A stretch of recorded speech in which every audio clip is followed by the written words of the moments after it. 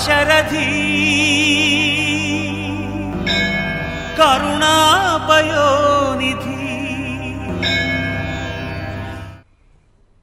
జీవితంలో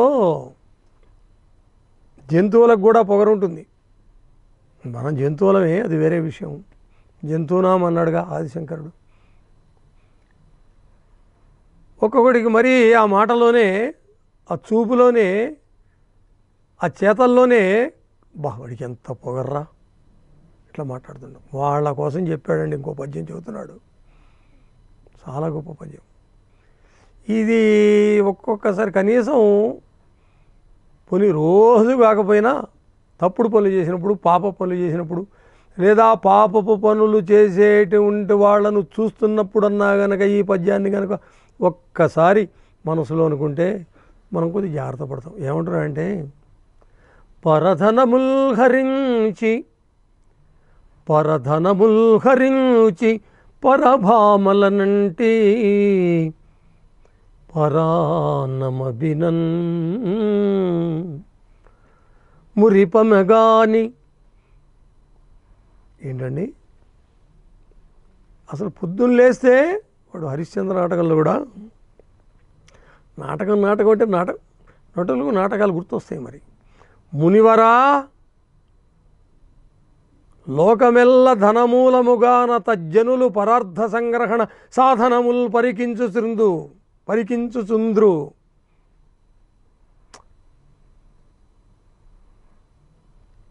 రేపు దిశపోతలేవయా నువ్వు ఇచ్చిన డబ్బు అంటాడు విశ్వామిత్రుడు హరిశ్చంద్రుడితోటి. నేను ఎక్కడ పెట్టుకుంటా, నాకేమన్నా ఇల్లా, వాకిలే, పెళ్ళామా, పిల్లలా, క్వార్టర్సా, నాకెందుకు, తీసుకుంటాలే, నీ దగ్గరే ఉంచు అంటాడు. అంటే హరిశ్చంద్రుడు కవులు, మహాకవులండి. ఓ మునివరా, పిచ్చివాళ్ళలాగా ఉన్నావు, నేను అనకూడదు. ఈ ధనం అనేటువంటిది రేపు అంటున్నావు, రేపు కాదు, కాసేపటికి నా నేను అన్నాను కానీ నేను నీకేమన్నా ఇచ్చానా? ఇచ్చాను. హరిశ్చంద్రుడు ఎందుకు ఆ మాట ఎందుకు అంటాడండి పాపం. కానీ అసలు లోకల్లో ఇప్పుడు చూడలే, అరే నిన్న అన్నావు కదయా ఇస్తాను, రమ్మన్నావు కదా డబ్బులు, ఇదేమిటయ్యా అంటే, నిన్న అన్నానా, నువ్వు వినలేదు, నేను అనలేదు పో అంటే ఏం చేస్తాం మనం? అందువల్ల మునివరా లోకమెల్ల ధనమూలముగాన తజ్జనులు ఇక డబ్బు కోసం ఎన్ని రకములైనటువంటి నీచ కృత్యాలు చేయటము, దేనికైనా తెగించటము, ఇది మనం చూస్తూనే ఉన్నాం. ఎప్పటి నుంచి? కృతయుగం నాటి నుంచి ఇప్పటిదాకా చూస్తున్నాం. దొంగ సాక్ష్యాలు చెప్పమంటే చెప్పరా? చెప్తున్నారు కదా. అందువల్ల మొట్టమొదటి దాంతో మొదలుపెట్టాడు. పరధనముల్ హరించి పరభామలనంటి పరాన్నమభినన్ మురిపమగాని. నేను చేయబోయే ఎవడు చూశాడులే, ఏదో వీడు అనుకుంటాడు తెలివిగా, రే గుట్టుగా చేయాలరా ఏది చేసినా అని మాట్లాడుతుంటాడు. మళ్ళీ వేమారెడ్డి గారు నిజము దేవుడెరుగు నీరు పల్ల మెరుగు అన్నాడు. ఒకటే మాట. ఇంతకంటే గొప్ప నువ్వు ఏ ఆదిశంకరుని చదవక్కర్లే, లేదా నువ్వు ఉపనిషత్తులు చదవక్కర్లే, పురాణాలు చదవక్కర్లే, ఏం చదవక్కర్లే. నిజము పైన కోసం అంటుంటాం, ఉన్నాడు రా పైన అంట, ఇటు చూస్తుంటాడు పైన, అక్కడ ఉన్నాడా ఏమో, ఎక్కడున్నాడు? ఇక్కడే ఉన్నాడు. ప్రహ్లాదుడు అదేగా చెప్పింది, ఇందుగలడు అందులేడని సందేహం అవ్వలేదు. చక్రి సర్వోపగతుడు ఎందెందు వెతకించిన అందందే. నిజంగానే ఏదైతే ఇక్కడ ఉన్నాడా అన్నాడు, ఉన్నాడు, కొట్టాడు, చావు దెబ్బ, చచ్చాడు వాడు రాక్షసుడు. అయితే వాడు అదృష్టవంతుడు, అది వేరే విషయం. ఎట్లా అదృష్టవంతుడు అంటే మళ్ళీ దానికి చాలా పెద్ద కథ. భగవంతుడు అనేటువంటి వాడే ఎత్తుకొని తొడల మీద వేసుకొని గోడతో చీల్చాడు, అది వేరే విషయం. మరి ఎంత అదృష్టం ఉండాలి? అందరినీ నిలుస్తున్నాడా? అందరం అట్లా చస్తున్నామా భగవంతుడి చేతిలో? అంటే వాడు కోరుకున్నాడు, అది వాడు కోరుకున్నాడు. 3 జన్మలైనా నీతో వైరంగా ఉంటే చాలు నాయన, 6 జన్మలు 7 జన్మలు నాకు వద్దు, నీ యొక్క వియోగాన్ని నేను సహించలేనన్నాడు వాడు. వాడు ఎంత గొప్పవాడు, వాడు నిజమైన భక్తుడు. సరే, ఇవన్నీ కొంచెం విడ్డూరంగా వితండంగా ఉంటాయి. పరభామలనంటే అంటే మరి సుమతి శతకంలో కూడా అదొక వృత్తి. రూపాజీవాళికేది దిక్కు అంటాడు దూర్జేటు కూడా. రూపాజీవాళి అంటే వేశ్యలు, రూపమును అమ్ముకొని జీవించేటువంటి వృత్తి కలిగినటువంటి వాళ్ళు. ఇప్పుడు ఏంటంటే ఒకానొక కాలంలో ఆ వేశ్యావృత్తి అనేటువంటిది అది ఎప్పుడూ ఉంది. దాని వలన ఎటువంటి అనర్థాలు ఉంటాయో మరి మద్యపానం వల్ల లేదా అంటే సమాజములో కొన్ని కొన్ని వృత్తులు కొన్ని వీటిని పూర్తిగా అవతల తొలగించడం అనేటువంటిది, అవతల లేకుండా చేయటం అనేటువంటిది అది కష్టం. ఎందుకు అంటే అంతే, దానికి సమాధానం చెప్పలేం మనం. మళ్ళీ వేమనే ఆడదాని చూడ అర్ధమ్మును చూడ ఏదో అన్నాడు. కాబట్టి పరభామలనండి, ఇక్కడ పరభామలంటే వేశ్యలని కూడా తప్పు, ఆ మాట కూడా కాదు. ఇతరులు అదంతే. కొన్ని అది ఎందుకు జరుగుతుంది అంటే జరుగుతుంది లోకంలో. అది ఎవరి తప్పు? ఉభయుల తప్పు అది. అంతేకాదు పరాన్నమబ్బినన్, చూడండి పరాన్న భుక్కులు, ఊరికే వాడికి ఉంది, వాడు ఎప్పుడు ఏదో ఒకటి ఎక్కడొక్కడ తినొద్దామును, ఈ పూట గడిస్తే చాలు నేను అట్లా అనుకుంటాడు. ఇదంతా ఏటటా మురిపెంగానే ఉంటుంది. మురిపెమ కానీ మీదనగు మోసమిరు ఇవన్నీ చూస్తుంటాట భగవంతుడు. మనం మాటల వసలు అరే వాడు పిల్లికి బిచ్చం పెట్టడరా, వాడు ఏం కట్టకపోతాడారా, ఏమిటో లేనివాడు కాదురా, ఇట్లా మాట్లాడుతుంటాం మనం, వింటుంటాం మనం. ఇవన్నీ వాస్తవాలే. మరి అందువల్ల ఇదంతా మురిపెల్లాగా ఉంటుంది కానీ మీదనగు మోసం ఎరుంగదు. ఈ మనస్సు జరగబోయేది ఎటువంటిదో, ఎటువంటి విపత్కరమైనటువంటి పరిణామాలకు వీడు లోనైతాడో, వీడంటే ఎవడు? ఇదిగో ఇట్లా ప్రవర్తించేటువంటి జీవి. అందరూ కాదు, కొంతమంది చాలా వితరణశీలుడు ఉంటారు. లివ్ అండ్ లెట్ లివ్ అన్నట్టుగా తాము బ్రతుకుతూ అవతల వాళ్ళ బ్రతుకులను కూడా కాపాడేటువంటి వాళ్ళు, ఉద్ధరించేటువంటి వాళ్ళు, సహాయపడేటువంటి వాళ్ళు. సరే, దుస్తరమిది కాలకింకర గదాహతి పాల్పడనీక మమ్మునే తరిదరి కాచెదవో, మమ్ము ఏ తరిదరి కాచెదవో, దాశరథి కరుణాపయోనిధి.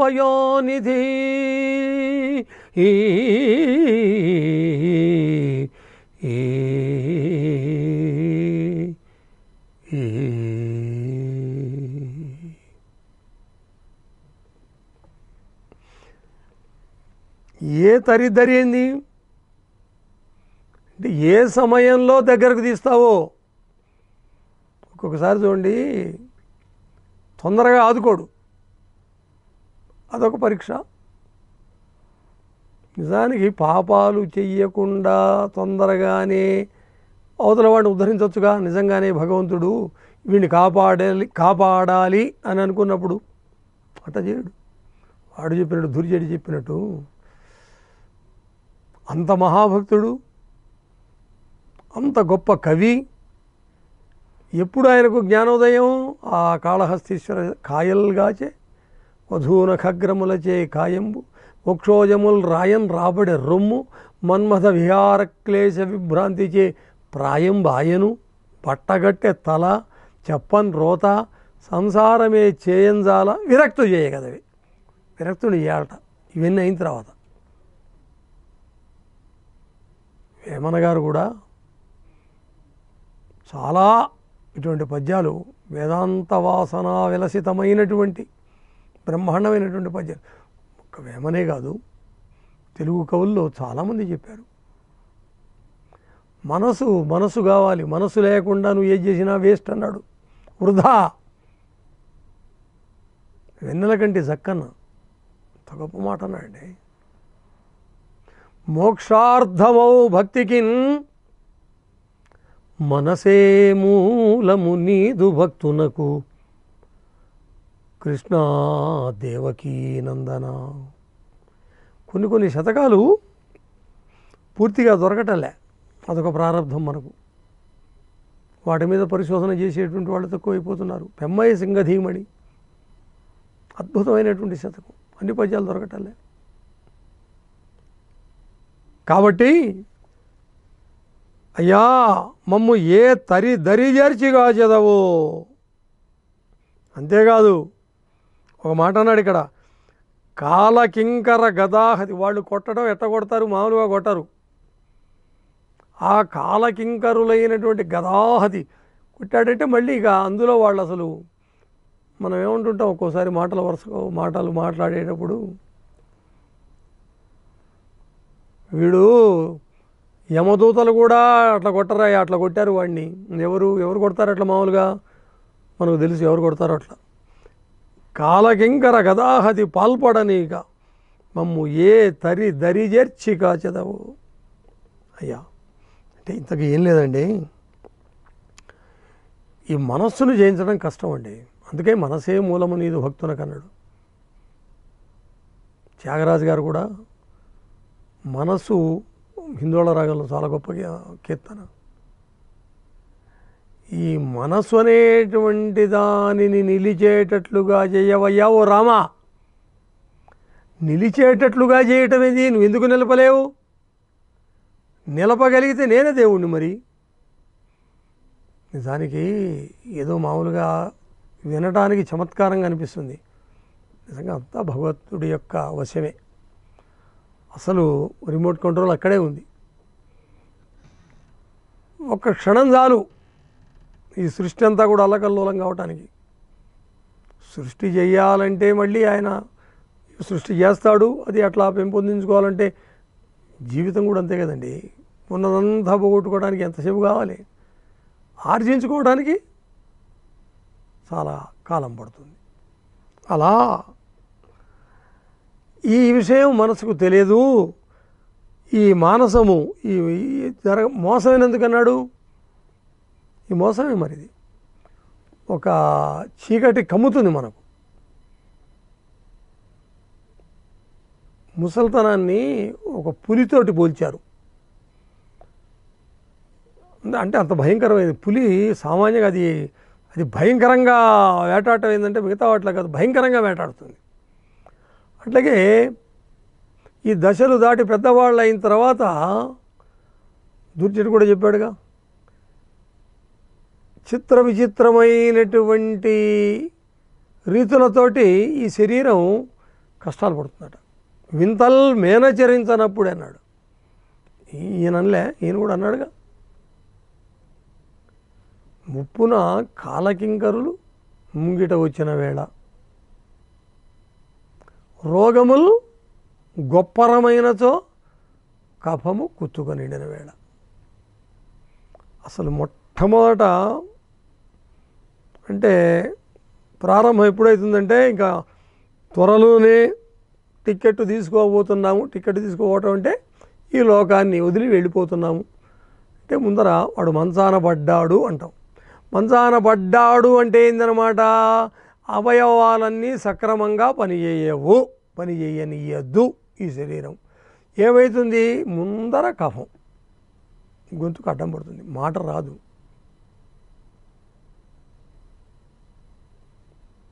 కులశేఖరాళ్ళు గారు అదే చెప్పాడు.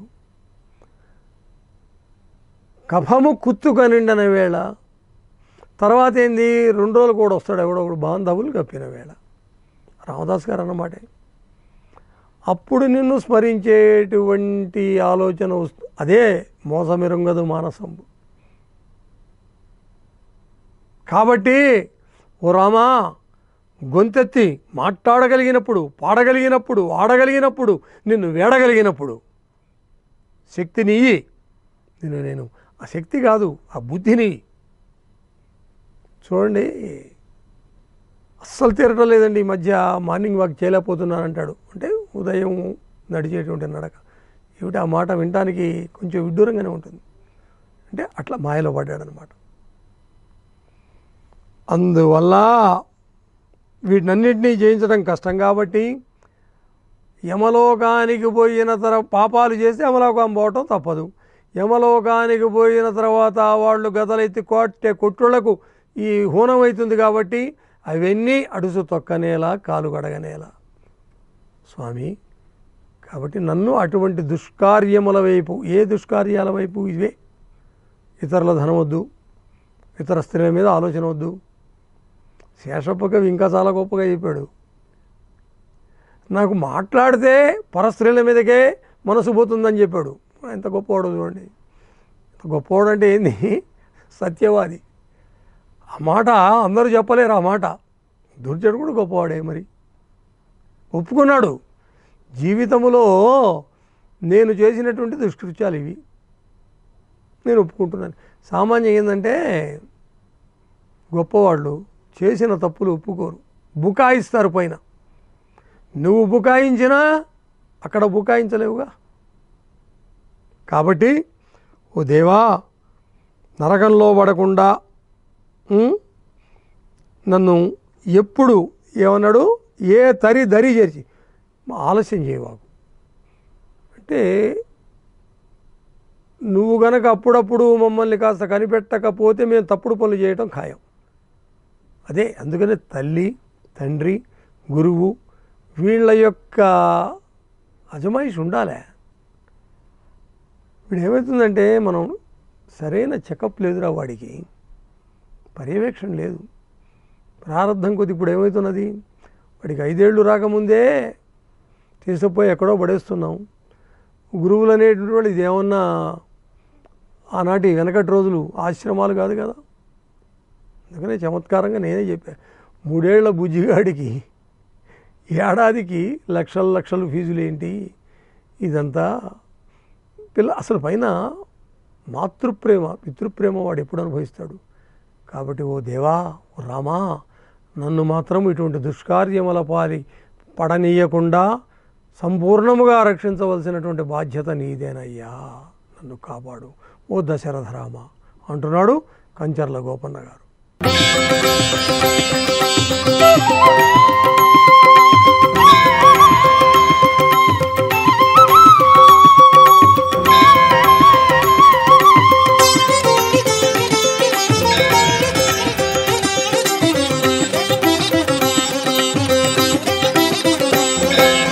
దాశరథి